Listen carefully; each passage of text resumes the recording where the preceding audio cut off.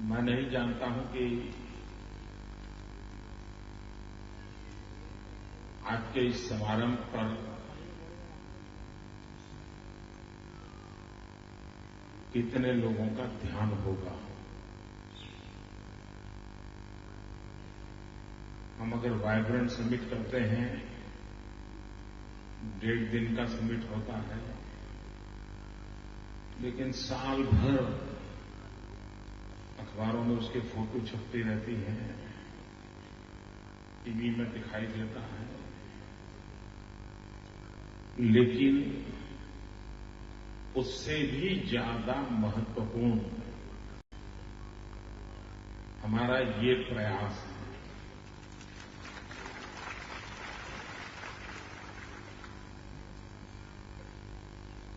जिसमें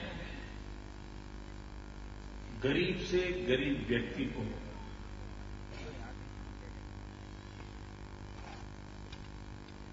एक्सपोजर मिले, विकास का अवसर मिले, देश और दुनिया में हैंडीक्राफ्ट का मार्केट क्या है,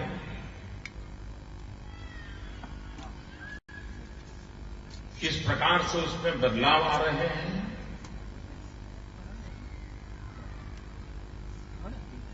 पूरे अर्थरचना में वे अपना क्या रोल प्ले कर सकते हैं, इन सारे विषयों का किसी एक मंच पर, किसी एक समारोह में चिंतन मनन हो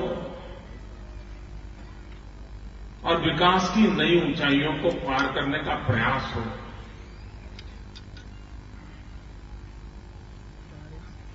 हिंदुस्तान से करीब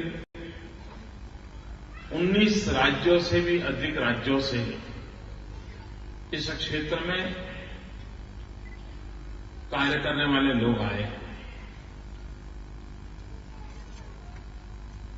ये सही है कि लोग आएंगे, सामान खरीदेंगे, एक जगह पर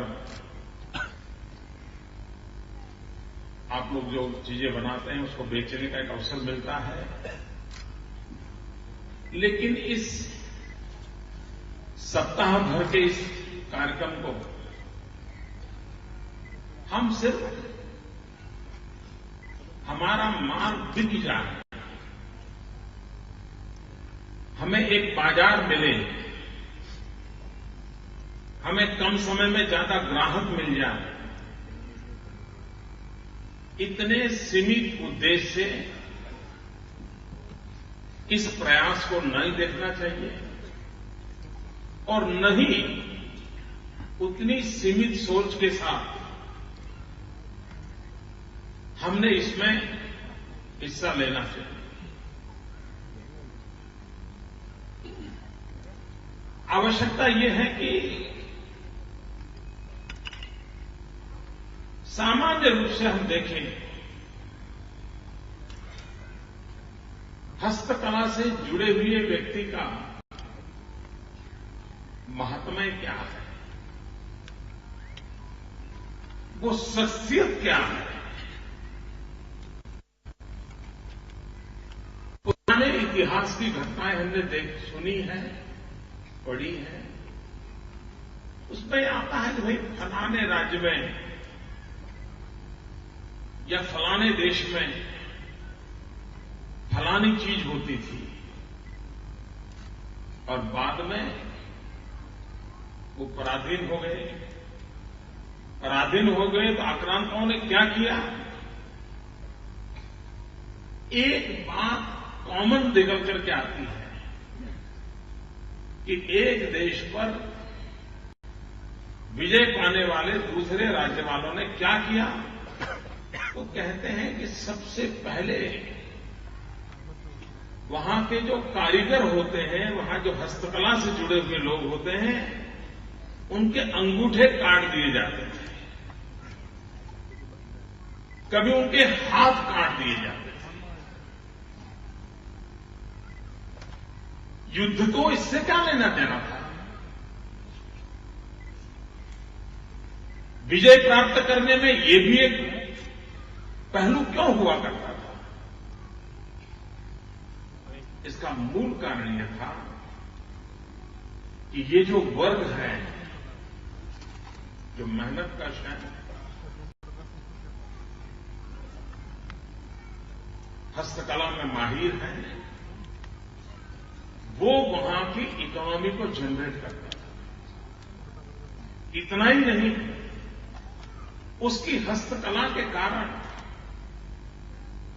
उस देश की, उस क्षेत्र की पहचान बनती थी, उसका आइडेंटिफिकेशन होता था, उसका ब्रांडिंग होता था। और इसलिए उसे पराजित करना मतलब क्या करना? तो उसके अंगूठे काट लो, उसके हाथ काट लो, ताकि उस पूरी विधा को नष्ट कर दिया जाए और उसकी पूरी आर्थिक व्यवस्था को अपंग बना दिया जाए।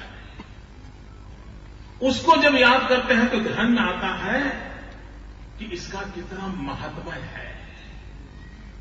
अगर आज हम कभी दुश्मन जिसे काट देते थे तो अपनों ने उसको सजा देना चाहिए, उसको संभालना चाहिए, उसकी इज्जत करनी चाहिए, उसको पुरस्कार देना चाहिए, उसको बढ़ावा देना चाहिए, क्योंकि ये तय बात है कि ये सामर्थ्य जिसके पास है वो उस देश की, उसकी ताकत का एक बहुत बड़ा हिस्सा हुआ करता था। और ऐसी सैकड़ों घटनाएं हैं इस प्रकार के जो हस्तकला में माहिर लोग थे, उनको इस प्रकार से काम करने से रोक दिया गया, उनकी भुजाएं काट ली गई, उनके अंगूठे काट लिए गए। दुश्मनों को जितना महत्व इन बात का था, अपनों को उसका मूल्य ज्यादा होना चाहिए। इसलिए सरकार की हमारी कोशिश ये है, अगर हम इंक्लूसिव ग्रोथ की बात करते हैं तो गरीब से गरीब व्यक्ति को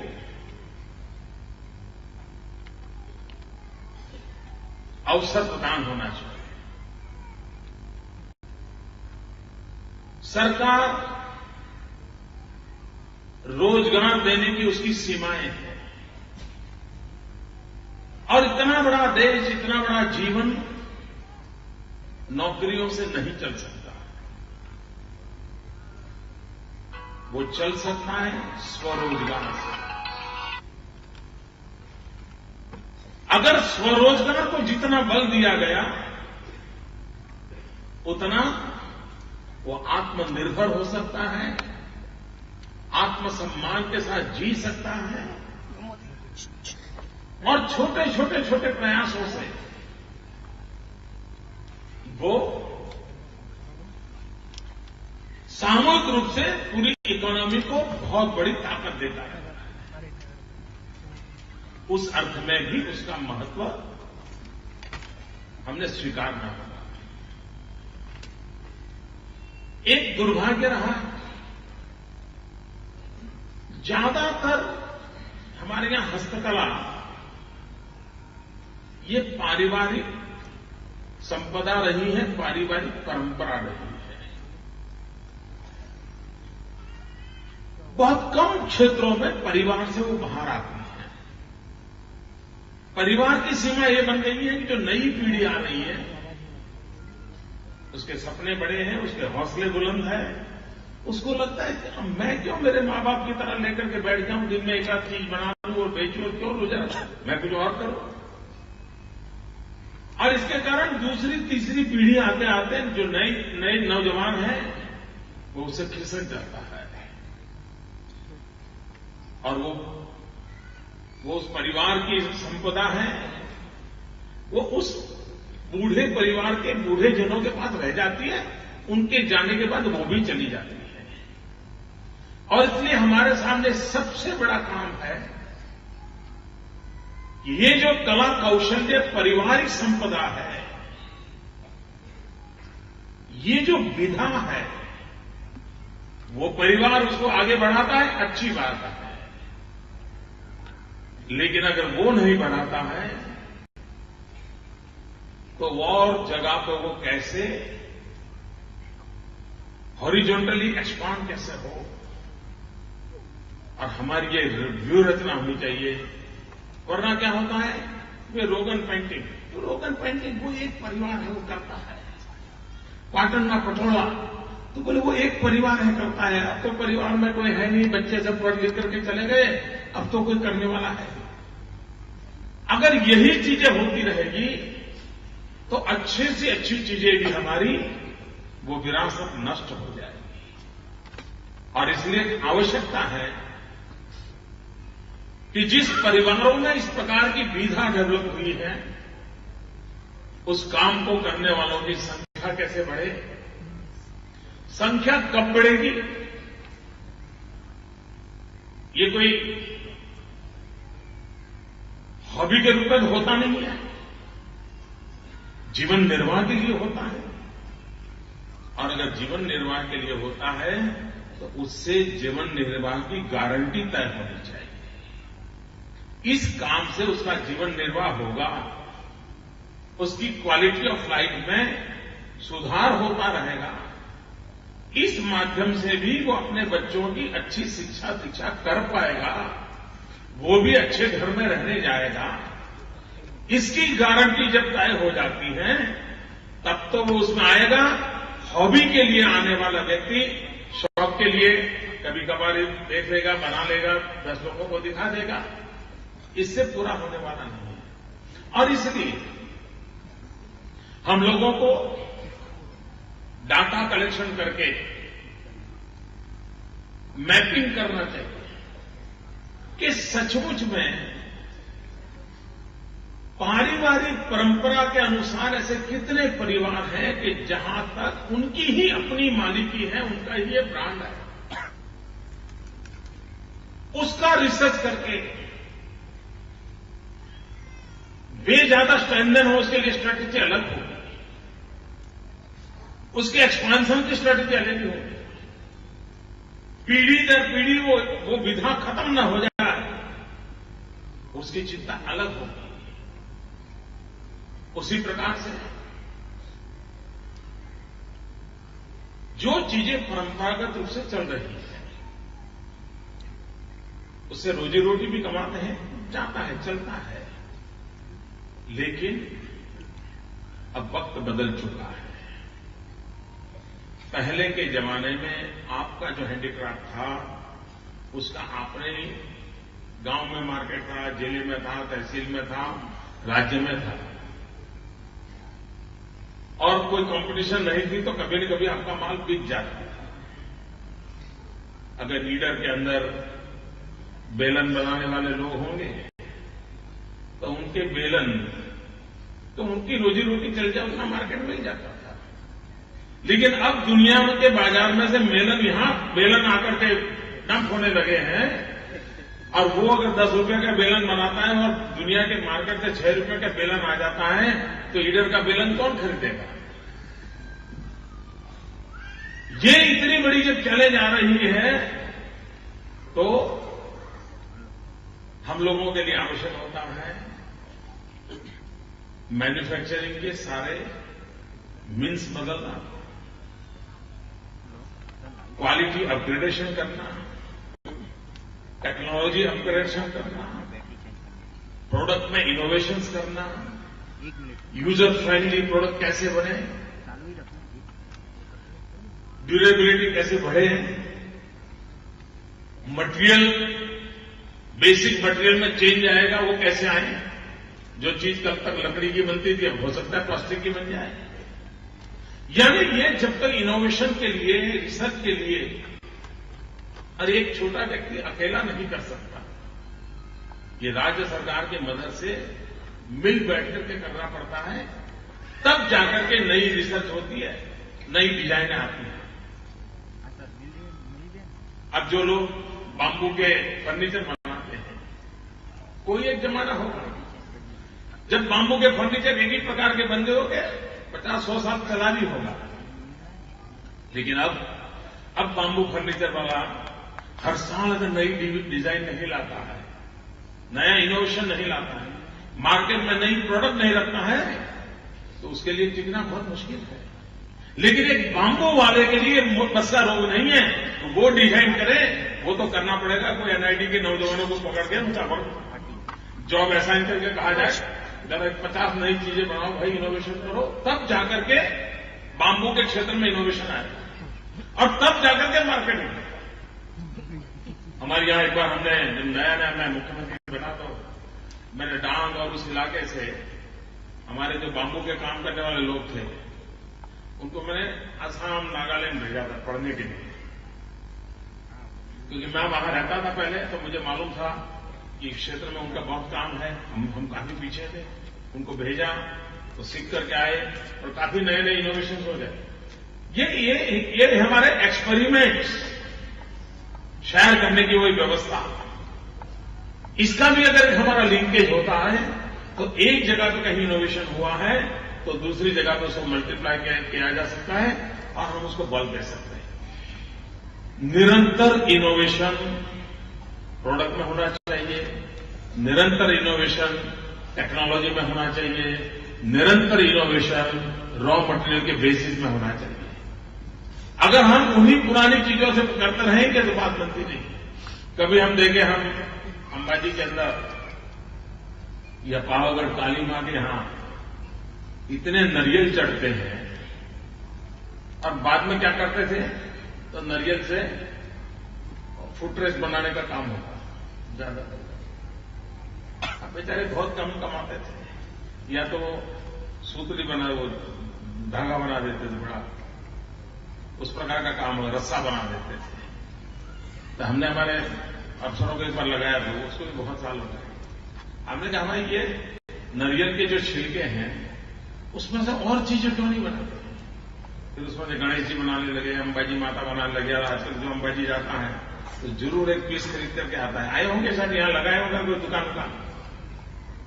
कहने का तात्पर्य यह कहना है कि वही चीज थी, रॉ मटेरियल वही था, लेकिन अगर हम उसको थोड़ा ट्रेनिंग करें, उसको जरा दिशा दिखाएं, तो उसी को ही करें। हमारे यहां कोस्टल एरिया में भी इतना हैंडीक्राफ्ट की संभावनाएं पड़ी हुई हैं। समुद्र की छोटी छोटी चीजों से इतनी बढ़िया चीजें बनती हैं, लेकिन वो भी हम देखें तो हिंदुस्तान के सभी समुद्री तट पर नहीं हो रहा। वहां जहां तीर्थ क्षेत्र हैं, जहां टूरिज्म सेंटर हैं, वहीं पर ये चीजें होती हैं और ज्यादा नहीं होती है। इसका मतलब ये हुआ कि tourism and handicraft go together, दोनों को हम अलग नहीं कर सकते। और इसलिए जिसने भी इसका मार्केटिंग करना है, उसका डेवलपमेंट करना है, उसको टूरिज्म के साथ जोड़ना ही पड़ेगा।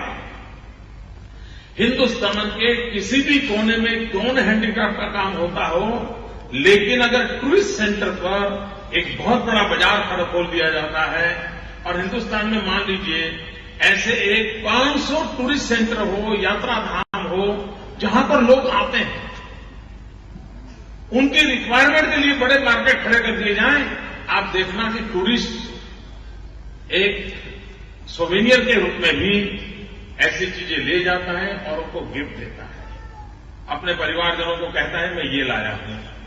समुद्र तट पर जाएंगे तो आपको देखा होगा समुद्र की छोटी छोटी छिपलियों के माध्यम से बनाई हुई चीजें वो बांटता है। कहने का तात्पर्य यह है कि टूरिज्म के साथ हैंडीक्राफ्ट का बहुत सीधा संबंध है। हमारे देश का दुर्भाग्य यह है कि टूरिज्म डिपार्टमेंट का प्रमोशन करने वाला एक है, हैंडीक्राफ्ट का प्रमोशन करने वाला दूसरा है, और दोनों 2 साल में एक बार भी मिलते नहीं। सरकारें ऐसी चलती है। अच्छा होता कि टूरिज्म प्रमोशन हो, उसके साथ साथ हैंडीक्राफ्ट का भी प्रमोशन हो। आपने देखा होगा गुजरात ने कोशिश की है, हमारी जो खुशबू गुजरात की जो एडवर्टाइजमेंट आती है, उस एडवर्टाइजमेंट में अगर कच्छ देखने गए तो साथ में कच्छ के हैंडीक्राफ्ट को भी मार्केट करने का प्रयास किया गया है, साथ साथ जोड़ा है और उसका लाभ मिला है। अभी जो रणोत्सव हुआ, दिसंबर जनवरी में हम रणोत्सव करते हैं, वहीं के जो हैंडीक्राफ्ट बेचने वाले लोग हैं, कोई 100 के परिवार वहां लगे थे। किसी ने मुझे बताया 2 करोड़ रुपयों से ज्यादा का माल उनका 2 महीने में बिक गया। यानी आप टूरिज्म के साथ इसको किस प्रकार से जोड़ते हैं, उसके आधार पर उसकी संभावनाएं पड़ी हुई है। कभी कभार कुछ नए युग के साथ हमें इस जगत के लोगों को जोड़ना चाहिए। मेरा एक सुझाव है, अगर हम भी इस बार कुछ कर सकते हैं तो, इवन आखिरी 3-4 दिन में भी कर सकते हैं तो, कि जितने लोग आए हैं गुजरात सरकार की तरफ से उनको रात को या अर्ली मॉर्निंग, जब उनको सुबह लोग होते नहीं हैं, उनको आईसीटी का एक्सपोजर कैसे मिले। कंप्यूटर पे बिठा कर गए, दुनिया में हैंडीक्राफ्ट की वेबसाइट कितनी है, उस वेबसाइट पे कैसे जा सकते हैं, दुनिया कहां, ये खोज सकते हैं। फिर वो अपने मोबाइल से भी कर लेगा, उसको आ जाता है, देर नहीं लगती। एटलीस्ट इसके साथ साथ हम 5 दिन एक छोटा सा कोर्स चलाए और ये सभी कलाकार आए हैं, पढ़े लिखे नहीं पढ़े लिखे कोई चिंता छोड़ दीजिए, उनको बिठाइए कि देखो तुम्हारे जैसे काम ऐसे करोगे तो मिलेगा। दुनिया के किस देश में होता है, कैसे होता है, देखिए माल कैसे बनता है। हमारे हैंडीक्राफ्ट फील्ड के लोगों को बहुत जितना जल्दी हम ऑनलाइन एक्टिविटी से जोड़ेंगे, उसको एक नया विजन मिलेगा, वो एक नई सोच के साथ काम करेगा और उसकी जो नई पीढ़ी के बच्चे हैं वो खोजेंगे। मुझे अभी किसी एक सज्जन ने अगरबत्ती भेजी थी, उस अगरबत्ती के साथ उसने लिखा था ये एनवायरमेंट फ्रेंडली मेरा प्रोडक्ट है, ये अगरबत्ती है, सुगंध तो आती है, धुआं नहीं आता है उन्होंने। लेकिन मजा ये है, जब मैंने उसका लिटरेचर पढ़ा तो काफी कुछ वो ऑनलाइन मार्केटिंग करता। तो मैंने इंक्वायरी की तो वो सज्जन पढ़े लिखे नहीं है, लेकिन उसको लगा कि मैं ऑनलाइन इसको मार्केटिंग करूं तो मेरा उसको काफी बाजार में गया। कहने का तात्पर्य है कि हम अपनी चीजों को कैसे दुनिया के सामने ले जाएं। हमारी इस पीढ़ी को जो इस काम को करते हैं उनको हम जितना जल्द कंप्यूटर से भी बनाएं, टेक्नो से भी बनाएं, एटलीस्ट उसको देखें। और मैंने कुछ लोग देखे हैं, कुछ में मुझे पाटन जिले के कोई कलाकार मिले थे, उनके जो बच्चे हैं, पढ़े लिखे बच्चे हैं उनके, लेकिन वो उसी व्यवसाय में गए और पूरा डिजाइनिंग वो कंप्यूटर पर करते हैं। हैंडीक्राफ्ट का जो मैन्युफैक्चरिंग करते हैं, जो प्रोडक्शन बनाते हैं, वो कंप्यूटर डिजाइनिंग करते हैं। यानी इस क्षेत्र के लोगों को भी आधुनिक टेक्नोलॉजी काफी मदद कर सकती है। हम लोगों का प्रयास रहे, और मैं तो चाहूंगा यहीं से हम शुरुआत करें कि उनको टेक्नोलॉजी से परिचित कराएं, प्राइमरी नॉलेज हो, फिर उसके मन में जिज्ञासा जगेगी कि मैं मेरे मोबाइल फोन से जरा देखूं तो सही दुनिया क्या चल रही है, वो ढूंढेगा। हैंडसेट के माध्यम से वो अपने आप को विस्तार करने लग जाएगा, उसको करेगा। दूसरा है, हैंडीक्राफ्ट के लिए ब्रांडिंग चाहिए। बिना ब्रांडिंग को ग्लोबल मार्केट को हम कैप्चर नहीं कर सकते। इसके लिए कोई कॉमन प्लेटफॉर्म तैयार होना चाहिए, कोई बड़ा नाम एक लॉन्च करना चाहिए। हर चीज के साथ नाम अगर जुड़ता है तो वो बनाने वाले हजारों जगह पे हो सकते हैं, लेकिन ब्रांड नेम एक हो सकता है, उसके कारण ग्लोबली उसकी ताकत बढ़ती है। दूसरा, ये जो चीजें बनाते हैं ना, वो भले भाले लोग हैं, मेहनत करते हैं, शाम का रोजी रोटी कमाते हैं। उसी चीज को दुनिया जो भाषा समझती है उस भाषा में हम रख सकते हैं। मान लीजिए किसी ने एक चेयर बनाई और अगर उसने वहां लिख दिया बढ़िया नजर, सच्चा लिखना चाहिए, झूठ नहीं लिखना चाहिए, लेकिन कहे कि इस चेयर पे बैठने से हेल्थ व्यू पॉइंट से इतने फायदे होते हैं, इसकी रचना ऐसी है तो कमर ऐसी रहती है, कमर ऐसी रहती है तो फायदा इतना होता है, उसके कारण बुद्धि तेज चलती है, उसके कारण अगर ठीक से इसका पैम्पलेट बनाते रिसर्च करके।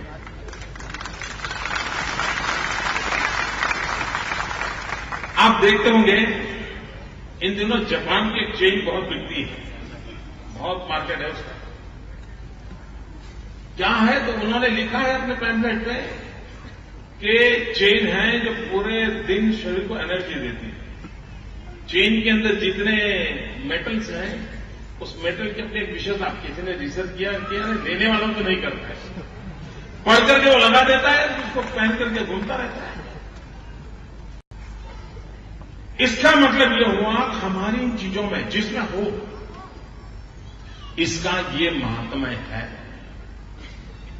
ये महात्म्य हम इसके साथ जोड़ें, दिखने में अच्छा हो, घर का कोना संभाले, ऐसा नहीं।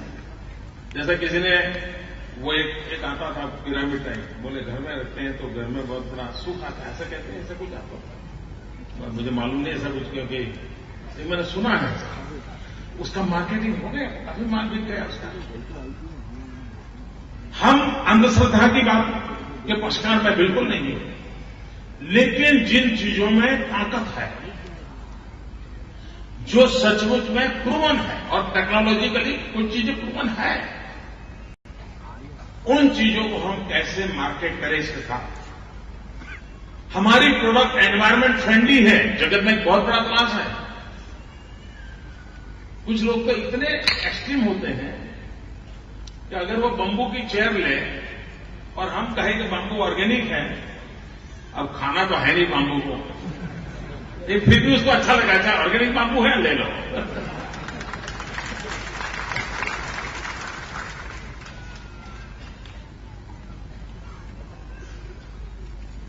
जब पंडित नेहरू थे तो आयुर्वेद के लिए एक हाथी कमीशन बैठा था, और उस हाथी कमीशन को काम दिया गया था हमारे आयुर्वेद का प्रमोशन कैसे करें, आयुर्वेद इतनी बढ़िया विज्ञान हमारा ये नष्ट होता जा रहा है, उसकी चिंता कैसे करें। तो हाथी कमीशन का जो रिपोर्ट है बड़ा इंटरेस्टिंग है। उस हाथी कमीशन के रिपोर्ट के बिगिनिंग में लिखा है कि आयुर्वेद अच्छा है, बुरा है, उपयोगी है, नहीं है, उसके तो बाद में देखा जाएगा। सबसे पहली आवश्यकता है आयुर्वेद के पैकेजिंग की। ये जो पुड़िया वाला खेल है वो लंबे दिन नहीं चलेगा। थैली भर में पत्तियां ले जाओ और उबाल करके फिर पियो तो कौन करेगा, उसको रेडीमेड चाहिए, पैकेजिंग चाहिए। और हाथी कमीशन ने सबसे बड़ा आग्रह किया था कि जितना बढ़िया पैकेजिंग होगा उतनी आयुर्वेद की बिक्री की संभावना है। हमारे हैंडीक्राफ्ट में भी हम लोगों ने इस विषय पर अलग से सोचने की आवश्यकता है कि उसका पैकेजिंग कैसा होगा। पैकेजिंग के काम में भी हैंडीक्राफ्ट को डेवलप किया होता है। नेसेसरी कि किसी कंपनी से हम पैकेजिंग मटेरियल लाएं और उसमें भी एक गुड़िया रखें, नहीं, उसके पैकेजिंग को भी उस प्रकार से डेवलप करना चाहिए। बिना पैकेजिंग को, बिना ब्रांडिंग को, बिना मार्केटिंग को और बिना कनेक्टिविटी को, जो क्लाइंट है उसके साथ कनेक्टिविटी चाहिए, उसकी रिक्वायरमेंट के साथ अनुकूल होना चाहिए। आप उसको एक लकड़ी की भी टुकड़ी दो और उसके समझाओ कि रात को गद्दे के पास सो करके रखने से ये स्मेल आती है, तुम्हें नींद बहुत अच्छी आएगी, वो कहेगा चलो यार ले लो, 10 रुपए की है, क्या है। फिर घर जाकर के 10 रुपए के काम की सुगंध वैसे भी आती है।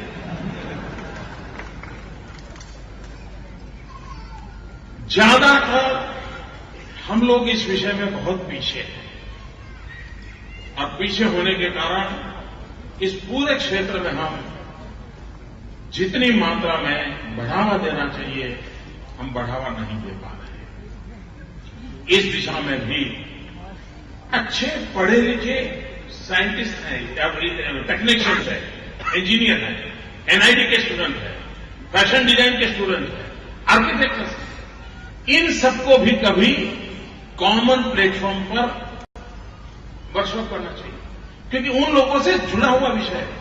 अब आर्किटेक्चर कॉलेज जितनी है या जो इंटीरियर डिजाइन है उन्हीं को पढ़ाया जाए, कि तुम हर एक के दिमाग में फिट करो कि भाई तुम जो फर्नीचर लगाते हो कम से कम एक कोना तो हैंडीक्राफ्ट का होना चाहिए। वास्तुशास्त्र की दृष्टि से बहुत महत्वपूर्ण है। वास्तुशास्त्र वालों को भी पढ़ाओ। अगर तुम 1000 रुपए का सजावट करते हो, 50 रुपए की तो हैंडीक्राफ्ट वाली करो। तुम यहां पर ये लगाओगे तो हमने उसको प्रमोशन नेचुरल वे में करना चाहिए। 5 स्टार होटल है तो उसको कहें भाई तेरी 10 मंजिला होटल है, कम से कम 1 मंजिला होटल तो तुम टोटली हैंडीक्राफ्ट वाली बना दो और उसका मार्केटिंग करो कि जिसको ट्रेडिशनल हैंडीक्राफ्ट फर्नीचर वाले कमरे में रहना है 200 रुपये ज्यादा किराया लगेगा, ये कमरा होगा।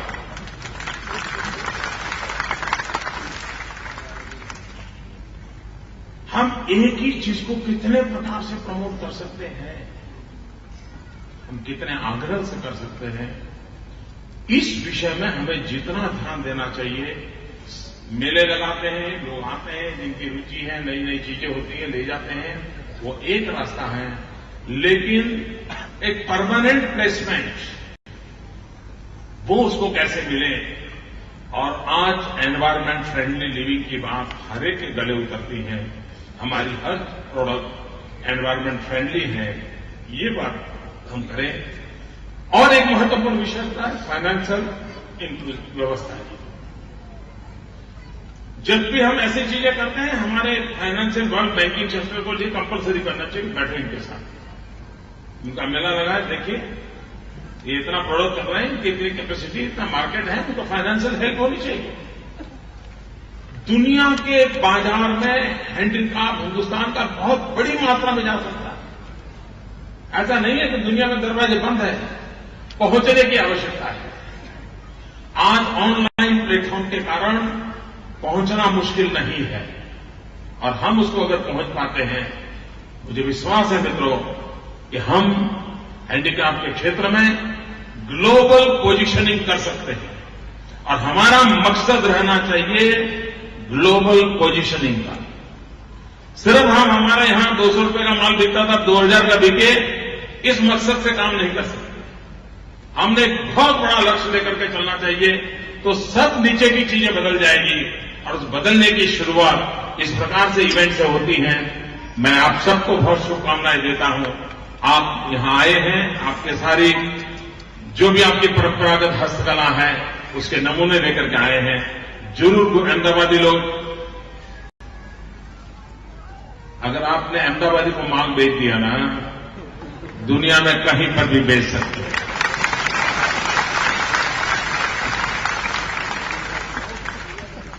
और मुझे विश्वास है कि आप बराबर बेच करके जाओगे। बहुत बहुत शुभकामनाएं। जो वादे नहीं इरादे लेकर आए हैं, ऐसे मान्यवर